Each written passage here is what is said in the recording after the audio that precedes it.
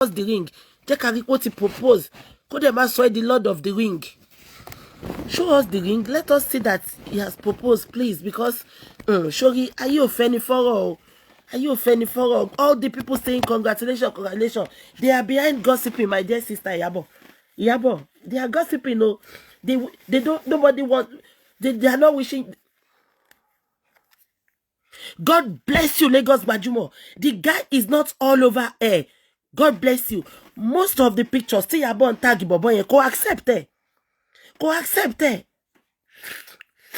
Bobo you accept photo wọn àti Iyabo. Gbogbo photo tó fi ṣe birthday tó gbé àwọn ọmọ táwọn ọmọ wọn jọ ya photo yẹn. Page Iyabo ló wà. Ṣebí ìgbà tí Mercy Aigbe gbogbo yín sọ pé òun ló ń showcase Bobo yẹn ò showcase ẹ. Come for her now. Am I communicating? The guy is not accepting Iyabo's tag. Báwo ni ma ṣe ma tag ọkọ mi? Nne o, wà wọ́n mọ́ ẹ, wo gbogbo wa. Oh, ni accept. Why are you not accepting my tag? Ṣé o fẹ́ jẹ́ káwọn tó wà lórí page ẹ rí ni? Am I communicating? So that is what I'm saying. I'm not against her. Kí ló ké mi kan tí wèrè kan wá sọ pé she's jealous. Jealous about what? Ṣé mi sọ fún ẹ pé mò ń wọkọ ni? A fẹ́ wọdún tuntun àjà o. Èmi ò bá yọ̀ jà o. But it's not about it. She's jealous. Jealous about what? Do I know Iyabo? Do I know Paulo? On fera kí ló fi kàn mí. Ṣó dáwọ́ tèmi owó tó ń wọ account tèmi dúró ni. Am I communicating? The guy is not even flaunting. Mo expect pé okay o. Ẹjọ́ máa flaunt. Ẹ̀ńkọ́ ọmọ. My stepdaughter. No, Iyabo. I think Iyabo is old enough. Ojú Iyabo dẹ̀ ti làjú. Gbogbo kan tó wá ní ó tún ṣe báyìí bí ọmọ kékeré.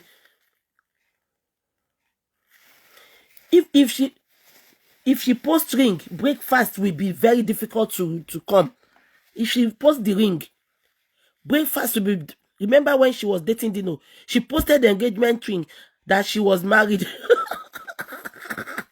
Now Lagos Badman said, "Now here we go, BJ. They look now." He said on that the free show that he's still. Yeah, exactly. When he said the guy is off the market, the guy said he's still on the market. And did you hear what the guy's friend said? Don't show Iyabo, we will come for you. No, let me tell you. When you show them that you love them, you are all over them, without them you cannot breathe. Igba might take it like a pinch of salt. Let me just be real to you people today. I just sincere with every one of you. If you are dating a guy, even if you love that guy wholeheartedly, my dear sister that are watching me this morning, please don't show it. Show it. Don't be nasty to the guy. Show it in a minimal way. Don't show it all over. Can your wife marry pe? Girl, you think kufu boy. Girl, you don't kufu boy. Let me tell you, men, they take ladies for granted. People le je tiri pe Iyabo is all over him. Iyabo ló ń post, Iyabo ló ń show yẹn. Ó ti so show pe Iyabo love ẹ. Promoter, ojoojúmọ́ ló ń réyàn, ojoojúmọ́ ló ń róbìnrin. They travel around the world. They see different women. So my own prayer to Iyabo is kí Iyabo kó bọ́ sí ó ti jẹ́ ká mọ̀ pé òun fencing kókò jẹ́ kó dúró bẹ́ẹ̀ gbogbo à ń kó ọmọ kan pọ̀ à ń kó ya kan pọ̀ à ń kó photo ine see your wife you were celebrating your birthday, you were posting the guy's picture ine see your wife. No, Iyabo is Leonard. Before you can call yourself a man's wife, ẹ̀yin ò gbọ́ nílùú òyìnbó ni. Obama bọ́kùnrin gbé gan for donkey years. You are cohabitating. You are still not the guy's wife. Even if you have been living with the man for 20 years. So far, 3 where they will put two of you. Oyinbo ma qualifying as partners, not wife. I don't know. Me, Mobia Nigeria has a more definition husband and wife. You will never see me calling anybody my husband. It's my boyfriend. It's my partner. Bo batishe kò yé ibi level yẹn ni ó bá fi Paulo sí. Ẹ kí Paulo gan ló máa wò pé ine BJ's obim ẹ ti gbà tán. See your obim. Co-parenting. BJ olóyìnbó son olórí alẹ́ mi rí yín teacher no teach me nonsense. See your obim Jumoke, God bless you. See your obim. God bless you, Lagos Majumo. Naturally, men don't like to be flaunt. They don't like it. Ìwọ máa jẹ́ṣẹ́ yẹn kó máa wò lọ. Òun gan ló máa wá bẹ pé ọmọ, a ti ń pẹ́ jù lórí kinní yìí. I want to marry you. What do you see about that? Ṣé you understand? Do you think flaunting will make no woman? Àwọn ọmọ Èkó, àwọn ọmọ ọ̀rọ̀lẹ́ ayé yẹn. Flaunting that man. Mo sure pé followers bọ̀bọ̀ yẹn ti skyrocket. Inbox bọ̀bọ̀ yẹn ti kún. No, let's you know what? Let's use Kora Obidi's case as a case study this morning. God bless you, Shola Otitokoro. The affection is one-sided to me. Not only you. Not only you. The affection is one-sided. Obim cannot have such affection. Obi is a promoter. Promoter lobby, PRO lobby. He works with every nooks and crannies of the world. Ojoojúmọ́ ló ń robìnrin, beautiful women, educated women, women that has something upstairs, that has a lot to offer. Am I communicating? No, let's use Kora Obidi as a case study this morning. Abiko Yeyin, let's use Kora Obidi as case study this morning. Immediately, Kora Obidi started showcasing that guy back to back. I want Naija Obìnrin, Naija black ladies. They were the one inboxing that guy that they want to date him. They were the one telling that guy, can you see how Kora is dressing? Can you see? We want to date you. You know, ladies are evil. Obìnrin lọ tara wọn. Immediately, tó bá ti showcase, tó bá jẹ́ṣẹ́ kan, nǹkan tó bá fẹ́ yẹ kó pẹ́pẹ́pẹ́ lọ́wọ́ ẹ̀ gbọ́ nǹkan tí Yorùbá sọ ni. Ọmọ Yorùbá ni Ìyábọ̀ now. Come on now. Yorùbá sọ pé nǹkan tá bá bò ló máa níyì. I never expected such attitude towards Iyabo's partner.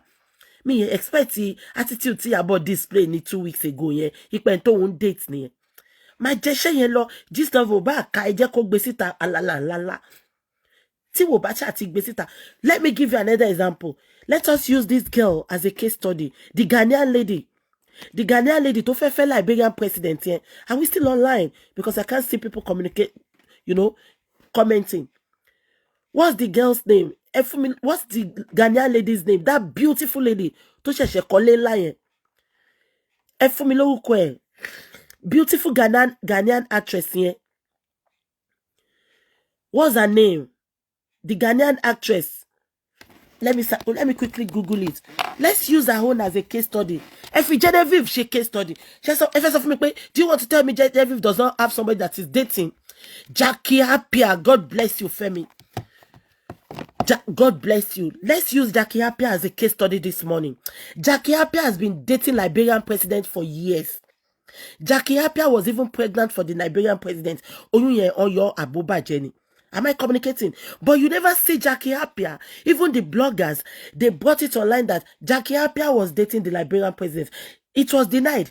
Jackie Appiah never flaunted the guy. Jackie Appiah never did anything. And Jackie Appiah was making it big. Jackie Appiah. Look at that house. Palace. Look at the palace Jackie Appiah built in Ghana. Ishe wo the Jackie Appiah. Jackie Appiah has traveled all over the world. She's enjoying her life to the fullest. She's living her life. It is just recent. The Liberian president wants to take her in now as a second wife. But you never see Jackie Appiah coming online to showcase it. She doesn't even talk about it. Àwọn blogger ló gbé tó jẹ́ pé wọ́n ti rí wọn pọ̀ tọ́jọ́ travel tọ́jọ́ jáde, you know, they've seen them together. Àwọn ló ń gbé picture yẹn. But the guy wants to marry Jackie Appiah now as the second wife. But our celebrities, especially all these Yoruba celebrities, sometimes I don't know, be our money. How many times you will see all these English celebrities showcasing back to back like that? They don't. Okay, look at Jackie Appiah. Okay, let's now leave Jackie Appiah. Do you want to tell me Genevieve does not have somebody she's dating? Do you want to tell me Genevieve does not have somebody, Baba Saleh, Abi, Bobokoto supporting Genevieve? But you never see Genevieve coming online and say, oh, I'm off the market. I took my man off the market. No! Because what you cover is what lasts long. Let me tell you one thing. Please, can you comment? I can't see people's comments again. No. Or am I boring you? Can you please comment so that I will know we are still online, please?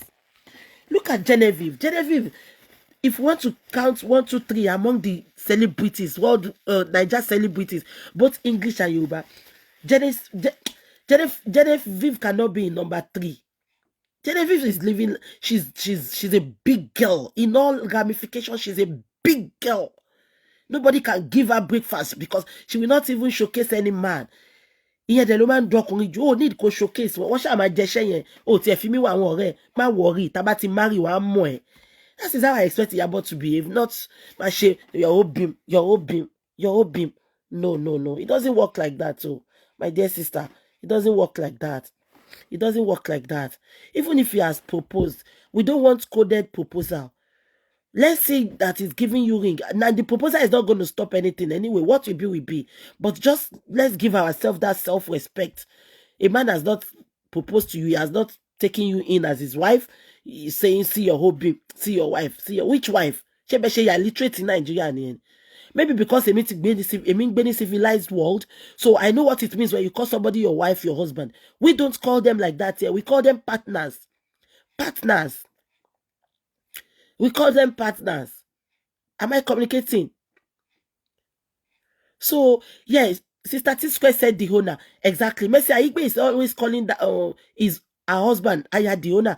But we also, Mercy Aigbe did a secret engagement and wedding as well. But later they put the picture out. We saw that Auntie Mary, that was why I supported Mercy. If Mercy was not married to that man, it became a jade for Mercy Tony. But I saw that man yet to marry Mercy. Made any Muslim Muslims say I lè fẹ́ as many husbands as we like. Exactly, Shade Salami. What she did is just a manner of desperation. Like she's desperate, she's scared of losing that man, so she wants to use the fast one to showcase to the world that she's there now. Òun lòun wà ńbẹ̀ ńsìn. Kí ló kọ́ mi kan person matter o. Ó bá kò bá jẹ́wọ́ ló wà ńbẹ̀. And then tó wà ńbẹ̀ yẹn gan ni àwọn obìnrin yẹn fẹ́ dóṣẹ́. Ipe wá Iyabo. Do you want to tell me that man does not have kò náwọn tó fẹ́ ni? Ṣé go bí dẹ̀ dùn sí pé Iyabo flaunt ẹ̀ ni? Inú mi máa bí. You're going to affect relationship or money. You are dated, fine, on date for a while, fine. But just keep it like that. Until you know you for above fair. Am I communicating? So, Emi Obaya idea, no, she should Iyabo be illiterate. Illiterate, no, the thief is little man. Oko, my partner, my boyfriend. She's in love. Yeah, she's in love. Oh, she's desperately in love. Since Iyabo knows the meaning of Obi in my heart, she has intoxicated. She never knew Obi enough. Exactly. Gbogbo Igbo ló máa ń pe obìnrin ìyàwó wọn ní Igbo. Obi. Lagos Majima said, you all think Paulo wouldn't have heard stories about how Yoruba actresses are abasha. Kò yé mi o. Nǹkan àlejò. Paulo gets class and taste. The organized surprise party for Iyabo, Paulo took off. Paulo Lounge. Paulo Lounge is hosting Iyabo's party today, and Iyabo put it on a page. Paulo posted something else. You can imagine. No, Paulo is not posting. Kò tiẹ̀ showcase Iyabo rárá. Àní photo Iyabo kan ló wà lọ́dọ̀ ẹ̀. Èmi ò tiẹ̀ mọ̀ pé gbogbo ìgbà tí Iyabo ti ń showcase ẹ̀. Photo Iyabo ni ẹyọkan. Gbogbo tag tí Iyabo ń tag ẹ̀ kò accept ẹ̀. Kí ló mọ̀ pé Paulo yẹn máa ń ṣeré tiẹ̀ ni.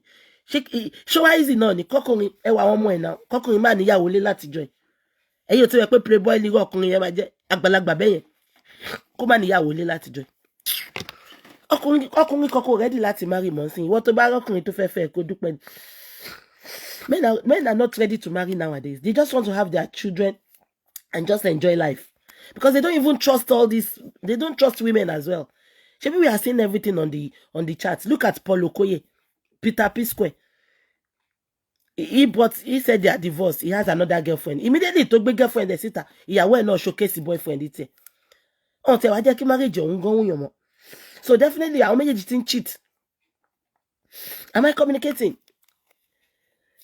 Men, and they don't want to be responsible. They don't want anybody to tell them to sit there. They don't want to have anybody they want to come back and meet at home.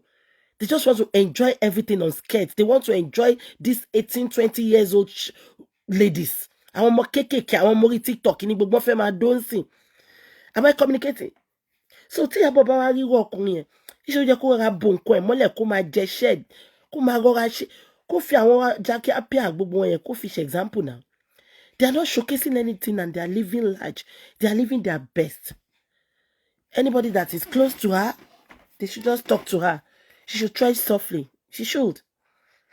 I'm not praying for breakfast for her, but let me tell you, all these people saying, if Paulo serve breakfast, we will drag him. Drag who? Will Paulo be the first person that will serve breakfast? Paulo will not be the first and he will not be the last. To be serve, nothing will happen.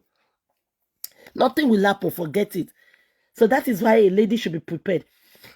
If a man should come to propose to you, to tell you they want to date you, prepare your mind for the worst and the good. Okay, I love this guy, I want to date him. But let me, at the end of the day, let me put my mind there as well, so that if breakfast is served, it won't affect me deep like that. Am I communicating? If I'm communicating, please show some love, because you are not chatting, you are not showing love, but I can see people are watching. Am I communicating? So, Paulo dated Tontodike. Tontodike she was dirty by now. Paulo dated Tontodike in Edo. Mercy big brother. He reached Iyabo's turn. She turned it to museum, showcasing up and down.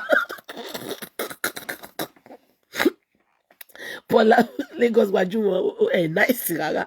Only Iyabo ti turn Paulo's museum. Exactly. Because that guy, Emi Omo, I don't know. Àbí kò ń ṣọkùnrin. Ọkùnrin tó tún wá jẹ́ promoter tó jẹ́ PRO. Iyabo, èmi expect kó jẹ́ pé oyún wà nínú ẹ̀ náà kó tó ṣe gbogbo yẹn o. Àbó ti gbòòrò ká o. Both of them fit themselves, but let's give it to Paulo, bringing his family for photo shoot with Iyabo. It takes a courage man to do that. What does that got to do? Olori, what does that got to do with that? A man will do that. You know, probably, can't you see the stepdaughter's comment? Like Iyabo has been giving her things.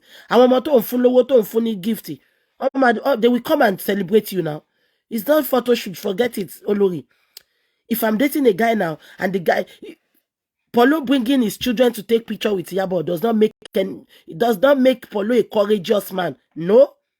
Of course, if a man is single with children and the man has a girlfriend, the girlfriend will be, probably Iyabo has been showering them with gifts. From the comments, from the birthday comments of Paulo's daughter, you will know that Iyabo has been showering that girl gift. So now their dad now said, let's go and see Iyabo is celebrating her birthday today. Won't you go, Olori? When you know something will come out of it. When you know the woman is always giving you stuff. You know, that is not a yardstick that Paulo is a good guy. Paulo is courageous. Any man will do that. Any man with children, if you are dating them, you have to, if you like them, you like their dog. And if you like their dog, the Niger children, they will appreciate you in return. So that is not a yardstick to say that Paulo is courageous for him to bring his family. Which family? Ṣèbomi tàwọn ọmọ Iyabo náà, wọ́n máa jọ kọ́ ọmọ olùbọ́ ni. Wọ́n máa jọ kọ́ ọmọ olùbọ́ ni. So gbogbo pé wọ́n bá ya fọ́tò yẹn. So ẹni tí mò ń date sí, tí mò ń tọ́jú àwọn ọmọ ẹ̀, tí mò ń kówó fáwọn ọmọ ẹ̀, wọ́n máa sọ pé mò ń ṣe birthday. Ṣé wọ́n ní wá ni? They will come and attend the birthday and they will take a picture. That is not, it doesn't add up, Olori. It doesn't. Just pray for her, and if anybody should see her, just tell her to tread softly, because at least even if the prayer fast is going to be served, at least she will be prepared. Am I communicating? We will be prepared. Me kuku gbe sórí náà.